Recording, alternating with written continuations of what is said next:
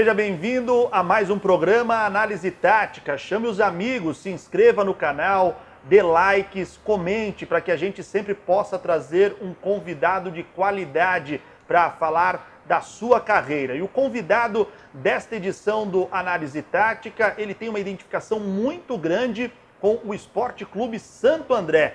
Tem também passagens vitoriosas pelo Ceará. Vamos conhecer um pouco mais desse nosso convidado.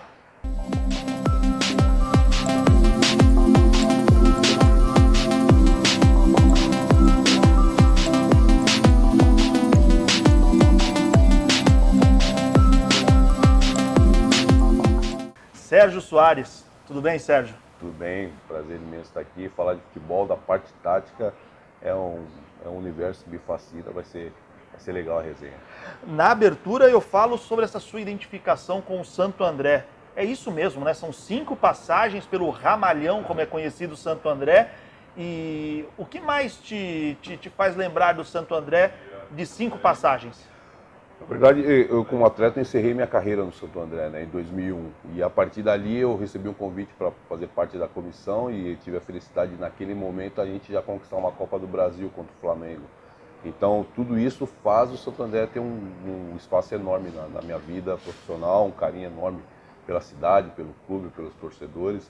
Né, e aí foi uma continuidade de bons momentos. Né? Nós conseguimos o acesso na Série B para a Série A no Brasileiro. Tivemos a final contra o Santos no Paulista, uma final que todo mundo fala, 2 grandes jogos, né? 2 equipes jogando de igual para igual, com, na minha opinião, o melhor Santos até os dias de hoje. Né? Então isso faz com que a gente tenha assim, momentos importantes. Né? Não dá para você colocar um, foram vários. Né? Então eu posso dizer que o Santo André é um clube que realmente, profissionalmente, junto com o Juventus, que foi o que me iniciou, mas é o que me oportunizou a realizar grandes momentos dentro do futebol. Os deuses do futebol foram um pouco injustos com o Santo André de 2010 naquela final, uma bola na trave nos acréscimos que poderia ter dado um título que marcaria ali o teu trabalho com o Santo André? Eu posso dizer que sim, além do Sálvio, né? Isso eu falo para ele, né? Que ele me deve essa, daí ele botou na conta da Maria Elisa. Uhum. Né? Que nós tínhamos feito o gol com o cruzamento do Carlinhos com o Rodriguinho, era o 4º. Né? A gente estava fazendo 3, era o 4º gol no primeiro tempo, ficaria 4-2, é o que dava o título. Além desse lance que você falou da bola na trave. Né? Eu acho que assim, nós merecíamos pelos 2 jogos, mas o título ficou em boas mãos pelos que o Santos fez durante a competição. Você esteve, logo que você pendurou as chuteiras, nesse trabalho ali com o Santo André, né? Já indo para a comissão técnica, sendo um auxiliar do Péricles Chamusca, né? O que o Péricles acrescentou para você como profissional que hoje você é, né? E além do Péricles, com quem você trabalhou e teve uma conquista de Copa do Brasil, quem são suas referências no comando técnico? Vamos lá voltar para as referências, depois eu falo do Chamusca, que foi um cara importante. As Claro. minhas referências como treinador é o Vanderlei, que eu trabalhei com ele no Palmeiras, no Luxemburgo, e o Candinho, que me botou no profissional, né, na época do Juventus. Eu digo o Candinho pela postura, né, o jeito que ele comandava os seus atletas com transparência, e ele me levou para a Arábia, eu joguei no Hilal com ele. Então ele é minha referência em comando, em postura, em transparência com o atleta, em lidar com o atleta em vestiário. Na questão mais tática, do jeitão de jogar, é o Vanderlei. O Vanderlei, joguei naquele Palmeiras de 96. O Vanderlei é um treinador que sempre propôs jogo, sempre procurou atacar o adversário, está ganhando de 1-2, mas continua atacando. Então são as minhas referências como treinador. Não é que eu quero ser igual a eles, não. São os caras que me deram o norte para que eu trabalho meus times de uma forma semelhante, depende se é grande, se é pequeno, se é médio, mas o conceito do Vanderlei é aquele que mais me agrada e ele é uma referência nesse sentido. Agora, falando do Chamusca, a minha transição Chamusca foi importante, porque é diferente de você ser atleta de futebol, né? É diferente você comandar. E trabalhando com o Chamusca, um cara super íntegro, tranquilo, né? Um pouquinho diferente de mim, então foi algo que eu vi do cara de comandar com mais calma e tal. E isso foi importante para esse momento de transição, você sair de atleta para comandar um grupo, o qual eu jogava também, né? Que depois o Chamusca foi para o São Caetano e eu acabei assumindo o Santo André naquele mesmo ano. Então o Chamusca foi importante nesse sentido, da forma que você comanda os seus atletas talvez mais tranquilo, né? Um outro lado que é um pouquinho diferente, que eu sou mais pilhado nesse sentido. Era muito mais, hoje a casca foi... A experiência vai fazendo com que você fica, a maturidade. A maturidade profissional vai fazendo com que você comande de uma outra forma. Naquele momento o Chamusca foi importante nesse sentido, é um cara que eu tenho amizade até hoje, está lá na Arábia, no Al Faisal, fazendo um grande trabalho. Você falava em relação ao Palmeiras, ao Vanderlei Luxemburgo. Mas vamos fazer uma rápida pausa para que a gente possa, no segundo bloco, falar desse Palmeiras em que você foi jogador. Que eu acho bacana. Muita gente, como eu disse, lembra do Sérgio Soares como técnico, essa ligação com o Santo André, mas ele teve naquele time dos 100 gols do Palmeiras, de 96, campeão paulista, que tinha um grande elenco. Ele vai falar um pouquinho mais já depois do nosso intervalo.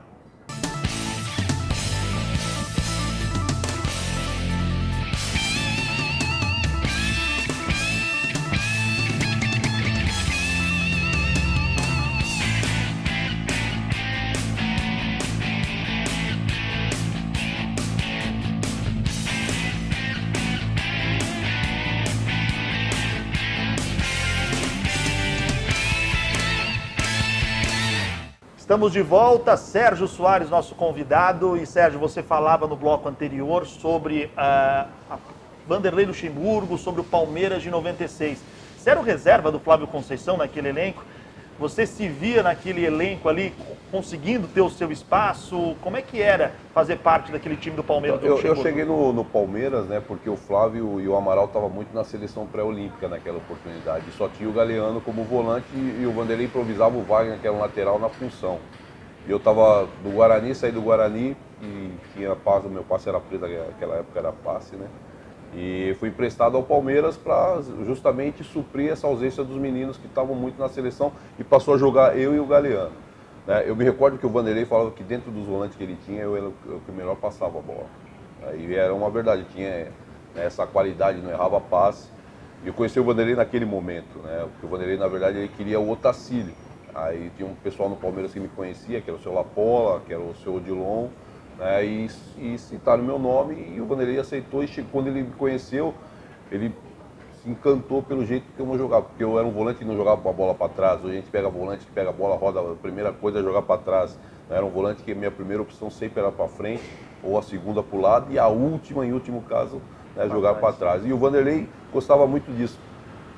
Dentro disso, os meninos voltavam da seleção, é normal que eles voltem e tem que ser titulares, né? Mas o Vanderlei, eu consegui botar uma pulguinha na orelha do Vanderlei, porque era um cara que realmente, né, supriu e aquilo que ele gostava do futebol, que jogasse com transição, que jogasse para frente e que marcasse forte.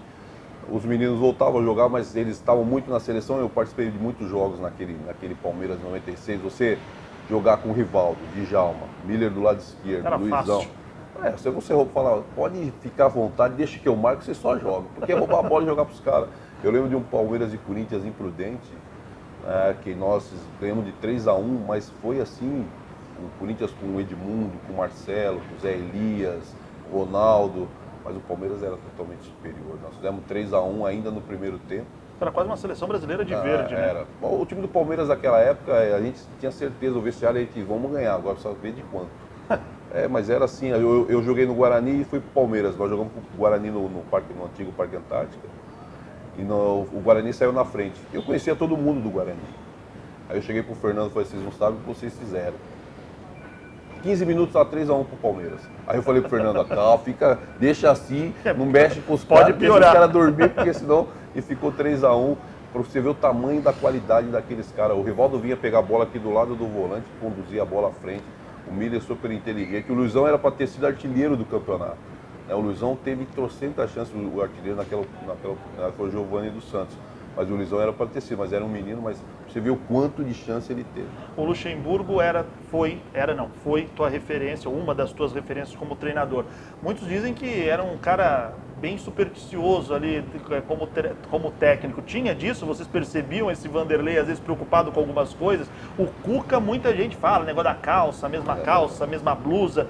E o Luxemburgo, ele tinha algumas dessas histórias mesmo que aconteciam? O Vanderlei tinha, sim, né?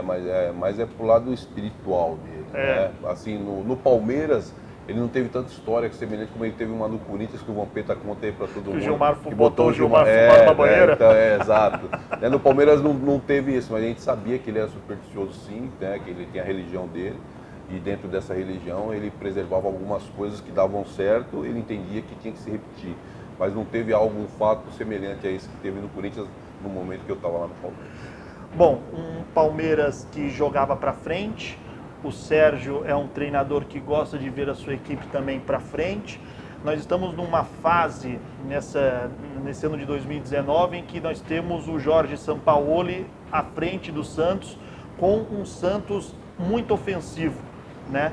O que você está achando aí desse trabalho que está sendo feito por ele? E aprova esse jeito que alguns chamam de kamikaze, né? Ele gosta de jogadores que têm uma boa saída de bola desde lá da zaga, mas tem alguns riscos que pode correr também, né, para o time tomar um revés. Eu vejo como muito importante essa participação. Não que ele está fazendo algo diferente, né? Não vejo como algo diferente. Eu vejo algo que ele está fazendo porque tem alguns clubes, vamos falar das referências nacionais, que são times reativos, né? Foge um pouquinho do que é a característica do nosso futebol, que sempre foi de propor jogo. Hoje o São Paulo faz no Santos, num time que tem características e DNA propício a isso que ele pede. Só que ele tem o que? Ele faz a construção desde o início. Ele sai com uma linha de 3, vem construindo, tanto é que ele cobrava-se muito porque queria um goleiro que jogasse com o pé. Eu entendo que o goleiro, a primeira função do goleiro é segurar. Depois, se ele tiver qualidade com o pé, vamos trabalhar para que ele desenvolva. Então ele faz muito essa construção, sai por de trás, como se faz o Fernando Diniz. Então a gente pode dizer que não tem algo novo dentro do futebol. O que eu vejo é que ele está fazendo uma camisa pesada o que tem que se fazer. Agredir, atacar o adversário, marcação alta, ficar com essa bola e se impor dentro do campo de jogo. Para a gente encerrar e você ir para a prancheta com o Caio Couto, eu vou fazer uma pergunta de advogado do diabo. O Sampaoli não tem multa rescisória com o Santos. E a gente sabe que a sua vida de técnico, como de todos os técnicos do futebol brasileiro, é de ameaça constante. Sim. Você joga pelo resultado. Você acha que essa falta de pressão, ele chega com status de top dentro do futebol brasileiro? Isso faz com que ele possa fazer o que ele quiser, o que é diferente com os demais técnicos que às vezes preferem jogar mais reativos, porque não podem perder, para não perder o emprego. Você acha que isso influencia de alguma maneira? Esse é um detalhe importante, cara, que você perguntou, porque nós tivemos no curso da CBF no Rio exatamente essa conversa que surgiu dentro de 150 treinadores, entre eles Tite, Mano, Dunga. Ninguém quer perder o emprego.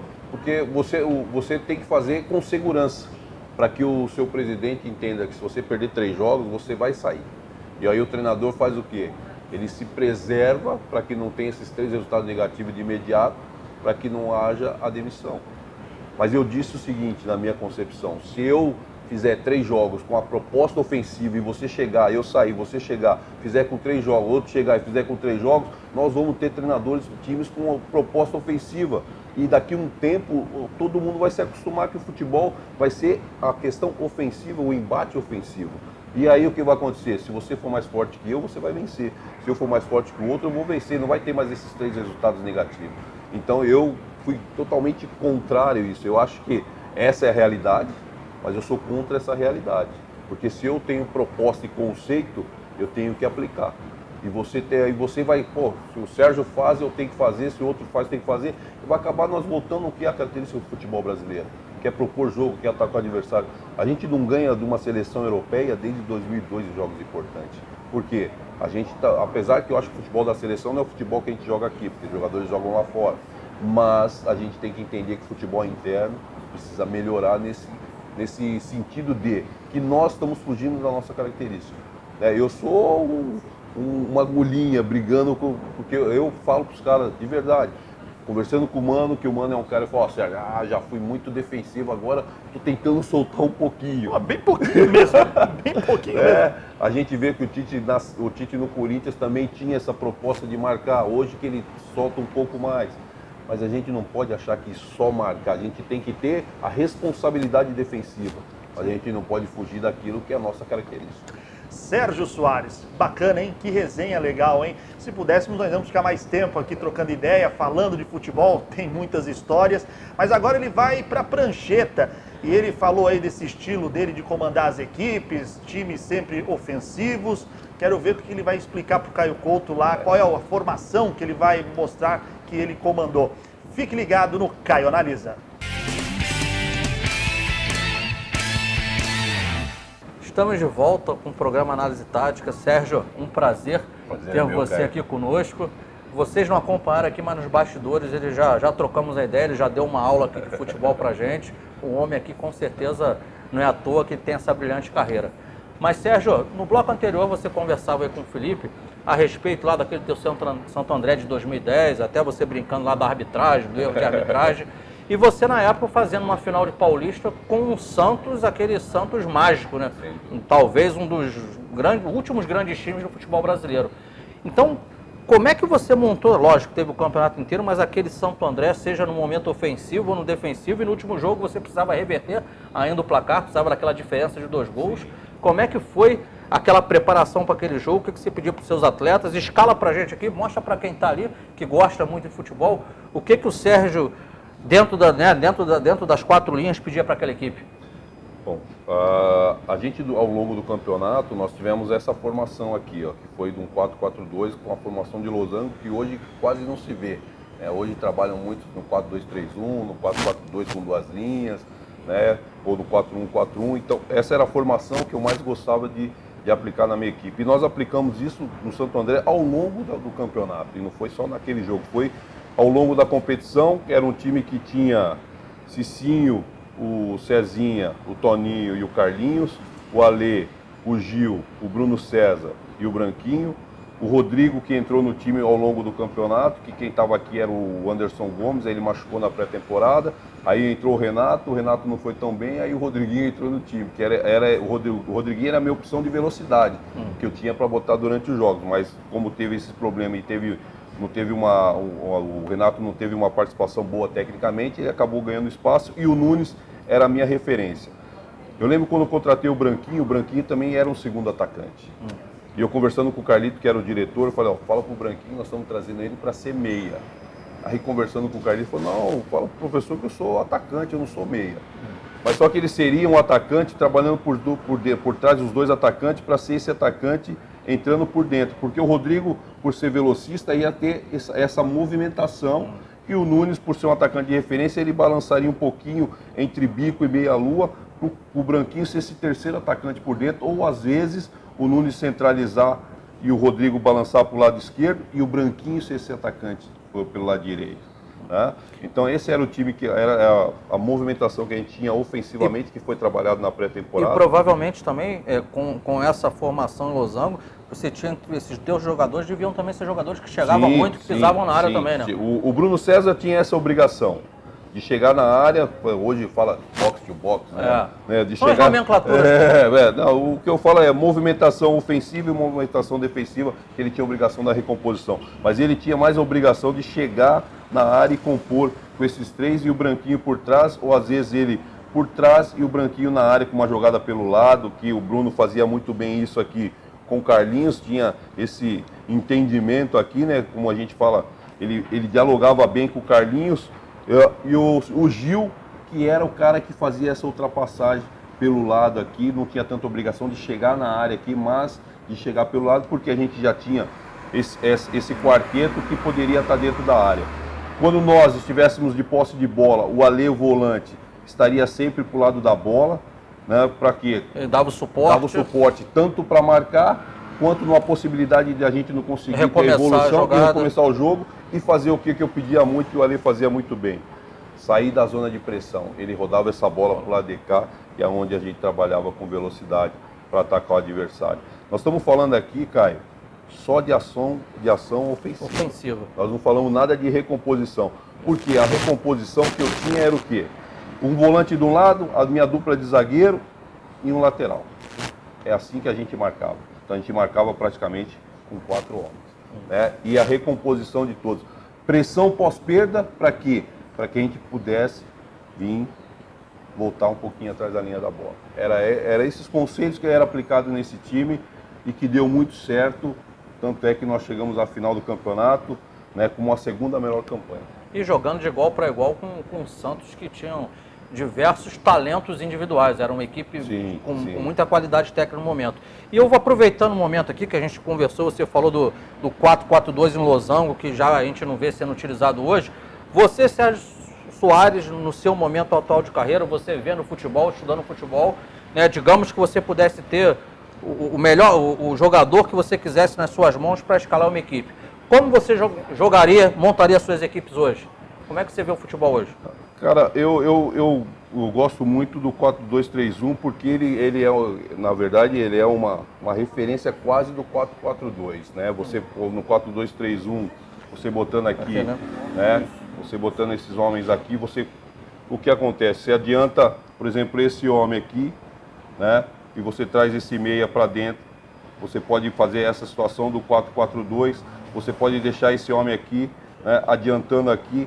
Você está praticamente num losango aqui, porque você não perde essa formação de triângulo. Então eu olho muito a característica do que você tem. Se você for montar, né, eu prefiro particularmente o 4-1-4-1. Porque eu trabalharia o quê? Com esses dois homens aqui, dois meias que saberiam voltar e aproximaria desse atacante. Hora de um lado, hora do outro, né? E aí você empurra o volante, aí você está numa formação de 4-4-2, com dois homens pelo lado, talvez um meia que tenha capacidade de entrar e um cara sempre de velocidade, porque você hoje precisa, pelo fato do adversário sempre estar esperando, e quando ele te atacar, os meus homens de lado não baixam até o final. Aí eu faço a transferência, eu empurro o volante para fazer dupla com o lateral e trago o externo, né, que é o ponta, vem trabalhar aqui para dentro. Para justamente quando você retomar a bola, você ter a opção de velocidade e você fazer o quê? O atacante, ele tem que estar com as pernas fresquinhas sempre. Se você faz o cara baixar até aqui, olha o tanto que ele tem que correr. Não, quem tem que fazer isso é o volante. O volante baixa, faz a dupla, ele no máximo pode fazer isso aqui, né, mas sempre próximo do meio campo para preocupar o adversário. Como eu fui um cara de marcação, eu sei o quanto você sofre para marcar, se você tiver 2, 3 para você marcar. Então eu entendo o seguinte, a gente precisa incomodar, seja que time for. Se você não incomodar o adversário, deixar o adversário tranquilo, você pouco vai chegar aqui, ele sempre vai estar de posse de bola. Sou contra essa situação que hoje fala, dá a bola para o adversário e você vai ser reativo. Você, para ganhar jogo, você tem que estar com a bola. Agora, você tem que estar com a bola que forma? Sendo agressivo. Não adianta você estar com a bola numa zona morta. Você ter 70%, 80% de posse de bola no setor defensivo. Não, tem que ser... Por isso que eu digo assim, ó, eu gosto do São Paulo e sei que tem gente no futebol brasileiro, tipo o Fernando Diniz e o Thiago Nunes no Atlético, ele aproveitou muito do que o Fernando fazia, né? Na construção de jogo, ele também tem o mesmo conceito. O que ele melhorou? Que quando o Atlético está sem a bola, ele faz uma linha de 4, o Fernando já deixava uma linha de 3, muito exposta, e por isso o Atlético tomava muito gol. O Thiago Nunes corrigiu essa ação, ele fez o quê? Ele tem a transição mais ofensiva, que o Fernando gosta de vir trabalhando um pouco mais essa bola, ele não rouba a bola, saía com o Nicão, saía com o Pablo, em velocidade. Então o Atlético é um time que eu gosto. Ele faz o que o São Paulo faz no Santos, é transição, aperta a marcação. Então não tem nada assim de diferente do que a gente já não viu no futebol brasileiro. O que a gente precisa entender é que a gente precisa atacar mais. Time com camisa pesada tem que atacar, seja o Flamengo, seja o Santos, qualquer jogo que você jogar, você precisa atacar. Esse é o meu conceito de futebol e é isso que eu vejo que o São Paulo está fazendo diferente, que tá dando certo até agora. Teve uma goleada que eles tomaram agora no jogo, mas por quê? Porque ainda trabalha com essa linha de 3 espaçada, mas se você olhar no jogo, teve alguns erros individuais. É verdade. Não foi erro coletivo, erro de posicionamento, foi erros individuais, que aí não é inerente ao treinador. Sérgio, muito obrigado pela tua presença. Obrigado, tá? E que pelo teu pensamento que você tenha oportunidade aí em times de camisa pesada para a gente ver um futebol brasileiro jogado aqui dentro do nosso país cada vez mais para frente. Valeu, obrigado, agradeço. Estamos aguardando essa chance. A vocês que nos acompanham, continua dando seu like, se inscrevendo, para que convidados assim como o Sérgio continuem conosco. Um grande abraço a todos.